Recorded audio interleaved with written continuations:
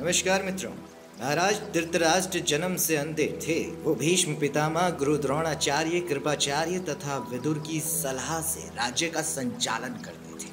उन्हें कर्तव्य अकर्तव्य का ज्ञान तो था, लेकिन पुत्र मोह के कारण बदुआ उनका विवेक अंधा हो जाता था और वो बाध्य होकर दुर्योधन के अन्यायपूर्ण आचरण का समर्थन करने लगते थे। जब दुर्योधन के गलत कार्यों का कुफल सामने आता, तब वह तटस्थ होने का दिखावा करते थे। सत्य और असत्य का विवेक छोड़कर पुत्र पर अंधी वात्सल्य रखने वाले पिता की जो गति होती है, वही गति अंत में धृतराष्ट्र की भी हुई। उन्होंने अपने 100 पुत्रों की अत्यंत दर्दनाक मृत्यु का दुख झेला। धृतराष्ट्र परोक्ष रूप से पांडवों से जलते थे। पांडवों के बढ़ते हुए ऐश्वर्य और बल को वह सह नहीं सकते थे। दुर्योधन ने पांडवों को छल पूर्वक नीचा दिखाने के उद्देश्य से उन्हें जुआ खेलने के लिए बुलाना चाहा और धृतराष्ट्र ने बिना सोचे समझे इसके लिए अनुमति भी दे दी।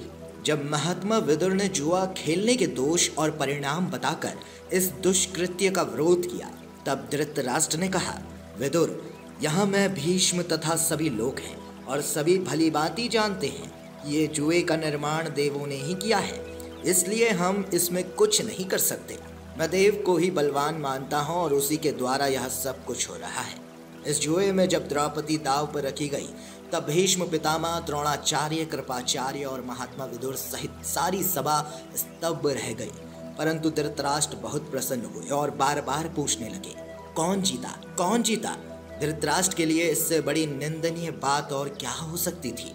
यदि सर्वसंहारक महाभारत युद्ध का मुख्य कारण धृतराष्ट्र को माने, तो इसमें कोई गलती नहीं है, क्योंकि यदि वह गुरु द्रोणाचार्य, भीष्म पितामह, महात्मा विदुर आदि की बात मानकर दुर्योधन को नियंत्रित करते, तो महाभारत के महायुद्ध को रोका जा सकता था। दुर्योधन ने पांडवों के लिए अपने हृदय में घृणा ही पाल रखी थी।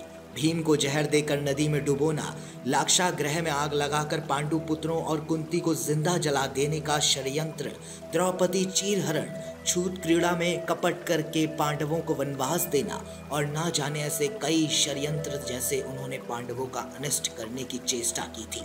और वहीं धृतराष्ट्र अंधे तो थे ही, पर पुत्र को दुर्गति की ओर जाते देख भी चुप रहना उनके महा अंधा होने की ओर इशारा करता है। अंत में जब उनके पाप का घड़ा भर गया, तब धर्म युद्ध हुआ और उस महासंहारक महायुद्ध में लालची धृतराष्ट्र के 100 पुत्रों की मृत्यु हो गई।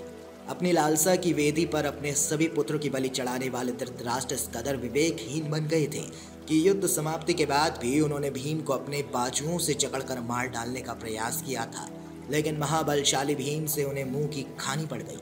अंत में शर्मिंदगी और हार स्वीकार कर धृतराष्ट्र को अपनी पत्नी के साथ आजीवन वनवास लेना पड़ गया।